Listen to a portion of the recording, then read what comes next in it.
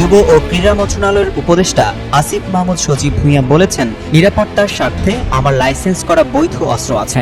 গণ অভ্যুত্থানের নেতৃত্বের উপর যেভাবে কয়েক দফা হত্যা চেষ্টা চালানো হয়েছে তাতে এটি রাখা স্বাভাবিক। যখন সরকারি প্রোটোকল বা সিকিউরিটি থাকে না, তখন নিজের এবং পরিবারের নিরাপত্তা নিশ্চিতের উদ্দেশ্যে লাইসেন্সকৃত অস্ত্র রাখা হয়।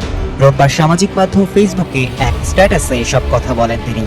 আসিফ মাহমুদ বলেন, মরক্কোর মারাকেশে অনুষ্ঠিতব্য ওআইসি ইউথ ক্যাপিটাল ইন্টারন্যাশনাল প্রোগ্রামে অংশগ্রহণের জন্য ভোর ৬টা ৫০ ফ্লাইট ছিল। ভোরে প্যাকিং করার সময় অস্ত্রসহ একটি ম্যাগাজিন রেখে এলেও ভুলবশত আরেকটি ম্যাগাজিন ব্যাগে রয়ে যায়। স্ক্যানিংয়ে ধরা পড়ার পর সেটি আমি আমার প্রোটোকল অফিসারের কাছে হস্তান্তর করি।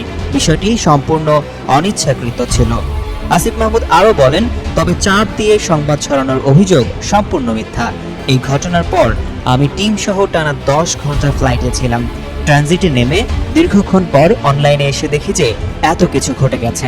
তিনি আরও বলেন, নাগরিক হিসেবে আপনারও যদি নিরাপত্তা ঝুঁকি থাকে তবে যথাযথ নিয়ম অনুসরণ করে আপনিও অস্ত্রের লাইসেন্স করতে পারেন।